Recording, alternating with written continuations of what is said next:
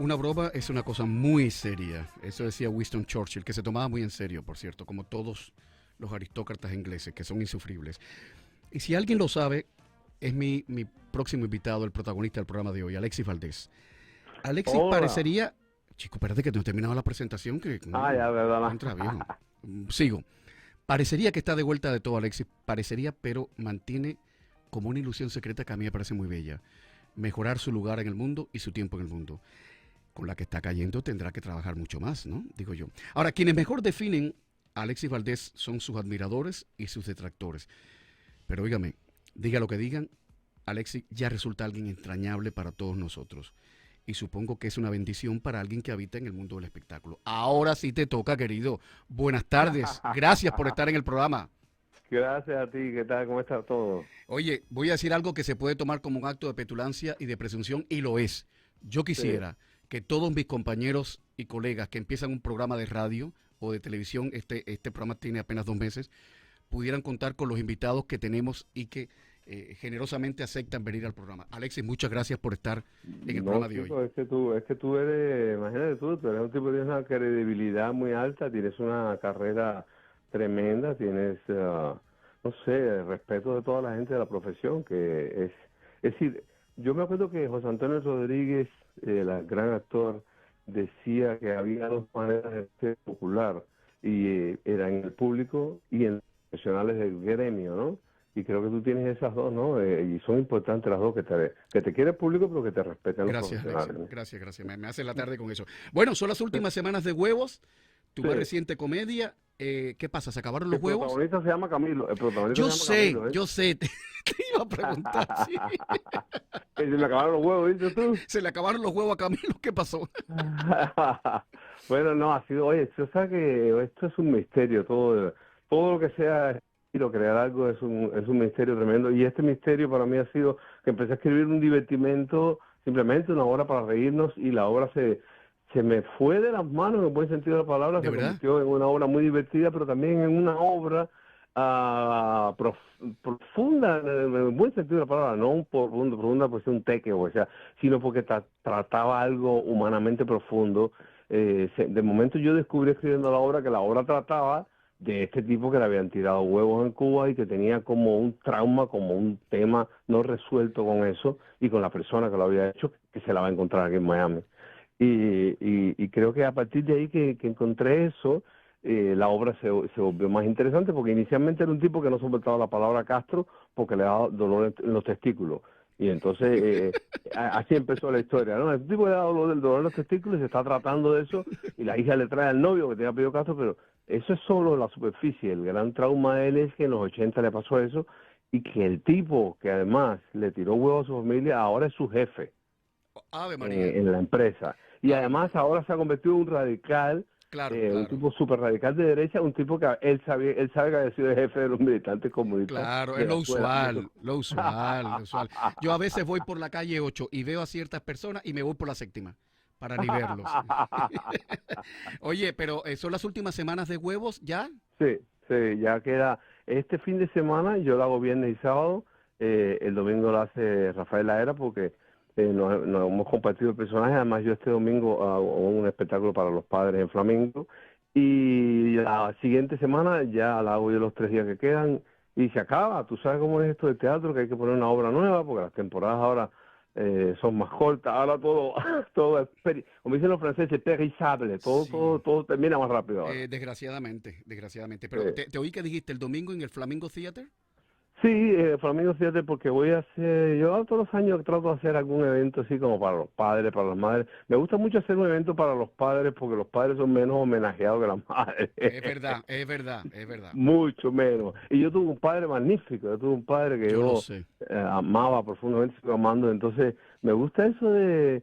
Aparte, yo creo que los cómicos siempre tenemos que ir a la contraria del mundo, ¿no? Si no es parte de nos toca ser un poco cuestionadores. Entonces, si, Sí. si el mundo va para las madres, vamos nosotros para los padres. Los comediantes y los periodistas, cuando son honestos, tienen que jorobar la pita, si no, no tiene sentido. Tú has hablado de tu Es que padre. yo creo que los artistas en En general general, los les toca, artistas. Mira, yo creo que los les toca. ciudadanos en general deberían Debería ser, jorobar la pita siempre. Sí, debería sí. ser. La creatividad es rebelde. Exacto, exacto. A jorobar la pita ante la suegra, ante el poder y ante todo. Has hablado de tu padre y yo no sé si te lo he dicho alguna vez, no lo sé. Pero yo recuerdo en 2010 cuando murió tu padre y Sí, yo todavía recuerdo aquel programa especial que le dedicaste pocas wow, horas después de su muerte. Tiene que wow. haber sido muy difícil acá el programa, pero yo siempre digo, Alexis dio una lección de profesionalismo extraordinaria. Yo creo que yo no podría haber hecho eso.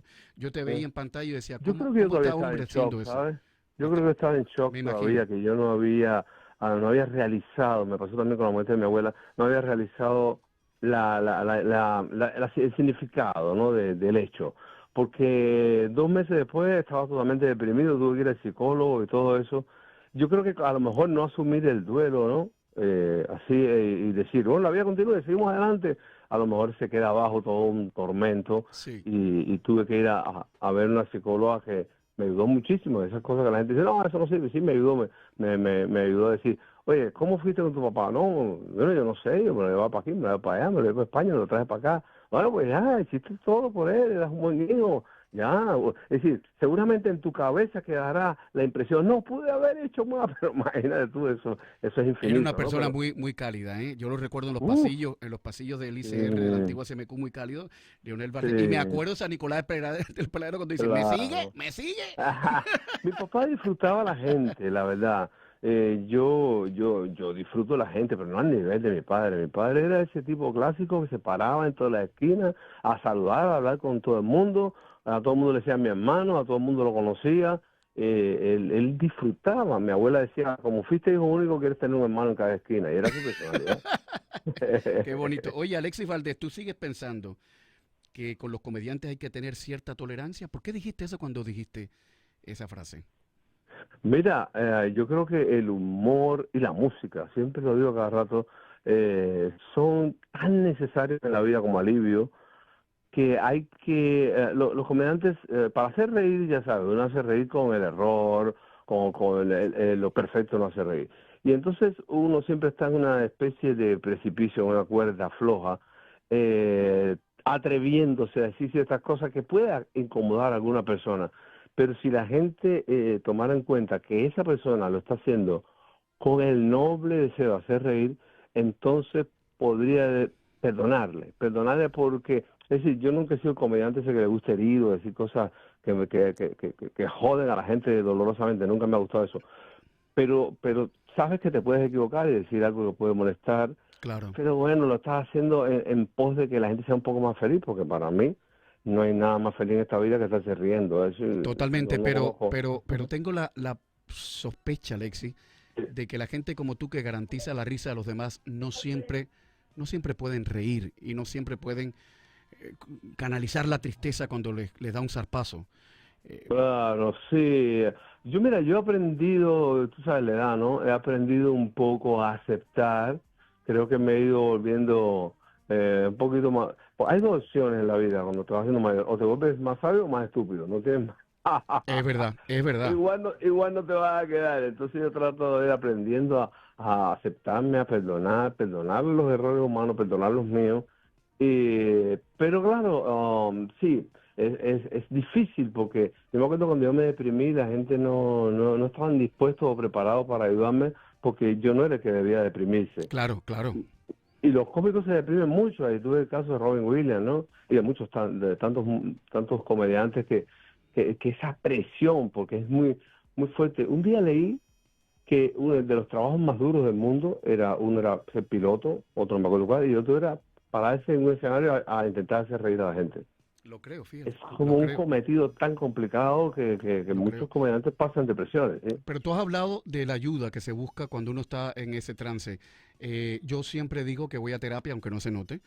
Y fíjate, ayuda, no, ayuda mucho el psicólogo, el Sí. psiquiatra. Yo hace un par de años estaba en una situación que salía el parte del tiempo, el forecast, y decían, viene una tormenta y se me aguaban los ojos. Yo lloraba por cualquier Wow, cosa, estaba wow, destrozado, no sabía qué pasaba.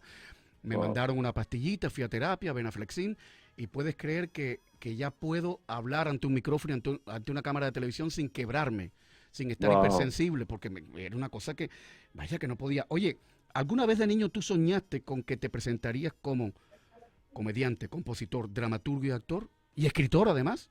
No, nada de eso. Mira, yo quería ser un niño querido y entonces quería complacer a los demás y las expectativas. Y entonces, como mi mamá era maestra, yo siempre decía, no, yo voy a ser científico y estas cosas. Yo no sé si era algo que yo quería o que quería porque los demás querían de mí. Y entonces siempre trataba de sacar muy buenas notas en la ciencia. Yo no descubrí mi parte de actor y hasta más tarde, ¿no? Yo hasta hice la ingeniería en la CUJAE. Yo sí escribía, siempre escribí versos y cosas divertidas, pero en la escuela, como una manera de ganarme el afecto y hacerme notar, ¿no?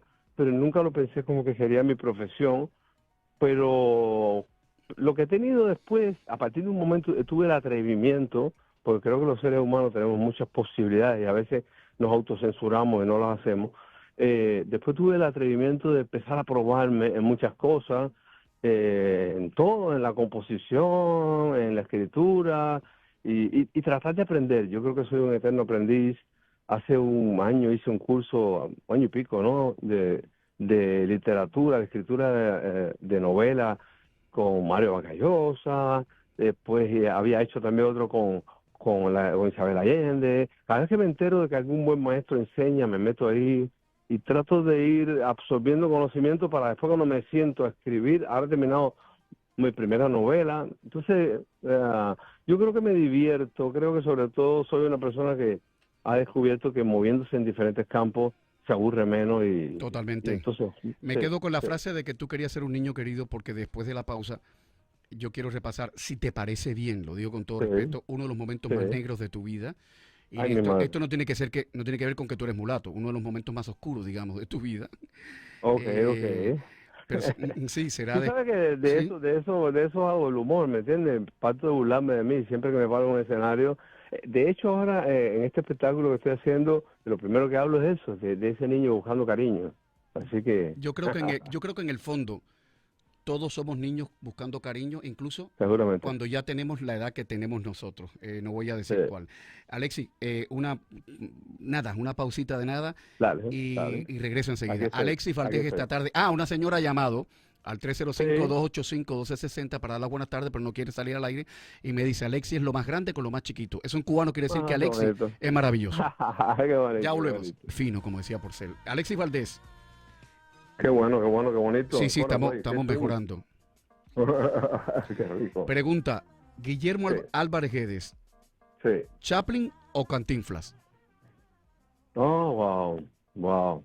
Mira, uff, qué pregunta. Yo creo primero me impactó, es decir, primero de niño Cantinflas era ese que me hacía reír tanto, mucho, mucho, mucho, y aprendí a amarlo y a entender lo que hacía, el valor de lo que hacía. Después ya cuando empecé a sentirme más artista, empecé en Chaplin por ese cómico total, ¿no? Por ese genio, esa grandeza como artista además multifacético, impresionante. Y Guillermo Aparecida para mí fue esa cosa de esa risa, de pasárnoslo bien, de estar con los amigos con una radiocasetera, escuchando esos discos, esos cassettes, que eran que eran aparte atrevidos, porque era un acto de reverencia escuchar aquello que era prohibido. Y después ya con el tiempo, ya mucho más tiempo, empecé entonces a entender el valor y la dificultad de lo que él hacía con tanta maestría, porque de verdad que él era un maestro de su género y que trascendía a lo cubano, porque era un tipo muy querido en Venezuela, en Dominicana, en Puerto Rico. Es decir, era un tipo que trascendía, no se quedaba en el marco de lo local, ¿no? Y tenía además un hombre con mucha cultura, mucha inteligencia. Tuve la oportunidad de irme a comer con él, de entrevistarlo y descubrir eso, que había un tipo ahí con un cerebro muy, muy especial, que no era solamente ese cubano gracioso que la gente veía, no, había un tipo que tenía muy pensado todos sus espectáculos, cómo los elaboraba, cómo distribuía sus chistes, sus historias. Yo siempre digo que él era un poco científico del humor, aunque él no lo pensara así. Durante un tiempo, Guillermo Álvarez Guedes y yo coincidimos en Mega TV y en la radio, Sí, en SBS. Y por esas cosas de la vida, coincidimos creo que 3 o 4 veces en el baño, en el mismo momento. hay que comerlo. Y ya la última vez, Guillermo me dijo, oye Camilo, la próxima vez te dejo mi teléfono. Cómico. Era genial, era genial. Con Oye, esa voz, una no, voz no, no, tremenda. no, no, pero además un hombre cultísimo, como tú has dicho. Mm, Vamos a hablar de Esta Noche Tonight, porque hay que decirlo. Esta Noche Tonight, y seguro que Yes, reinventaron el humor en la televisión local.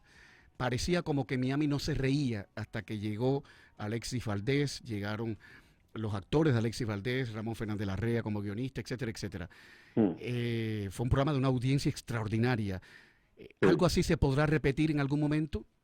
Wow, pues yo creo que no sé, es tan difícil porque en primer lugar ya los medios están muy compartimentados, porque ya no hay esa televisión tan poderosa con esos niveles de audiencia tan grandes que generaba esa cantidad de dinero como para pagar un equipo de, ¿me entiendes? De dos o tres escritores, o cinco o seis productores. Es decir, eso, el ingenio la gente lo sigue teniendo, el deseo la gente, pero yo creo que ahora está todo como más dividido en círculos pequeños. Por ejemplo, yo tengo mi podcast, que te quiero invitar a qué desastre, tienes que venir alguna vez, por favor, hoy A mí lo me grabo. gusta mucho el título de tu podcast. Yo voy, yo voy, yo Sí, voy, sí, tienes que venir. de verdad. Y entonces yo creo que son esos más intentos, más pequeños, menos agrupados, porque en aquel tiempo estaba Ramón, estaba Pible, y estaban los actores, y estaba toda esa cosa. Yo hoy en día, tú le dices a la televisión, quiero hacer algo así, y lo primero que te van a decir, no, no tengo dinero para pagar eso, ¿eh? Claro. Y decir que nosotros lo hacíamos con la décima parte o tal vez menos del equipo que tendría un late night americano, ¿no? Y con la cuarta parte de un late night español. Es verdad. Pero aún así, pero aún así resultaría caro para la televisión de hoy. Yo, si ellos dicen, vamos a hacerlo, yo lo haría. No sé, no sé si tanto tiempo, pero lo Bueno, haría, pero... ya mm, respondiste mi otra pregunta, que cuando diablos Alexis Valdés regresa a la televisión. Colbert, el gran cómico estadounidense de CBS, sí, que hace el Late Show en CBS y que a mí me gusta porque él quiere mucho al sí. presidente y todas las noches habla del presidente.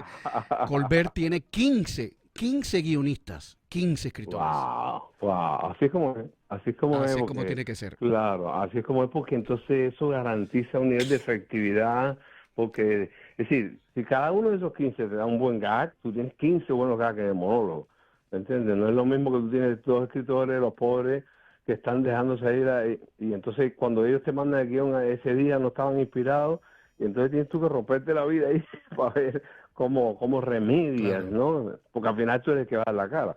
Y yo creo que el último escritor y el primero al mismo tiempo de cada late night es ese comediante que se para ahí, porque sabe que él tiene que pararse con unas buenas balas. Entonces, el que más va a luchar por ese guión es el hombre que se para. Y todos los buenos monologuistas y stand-up comedian, todos los buenos, son en principio un buen escritor.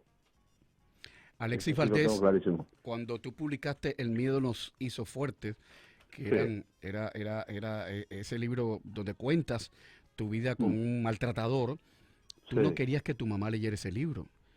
Claro, sí, No, porque era la no. infancia y era la persona ¿Pero que hablaste con estaba al ella lado de sobre el ella. tema alguna vez?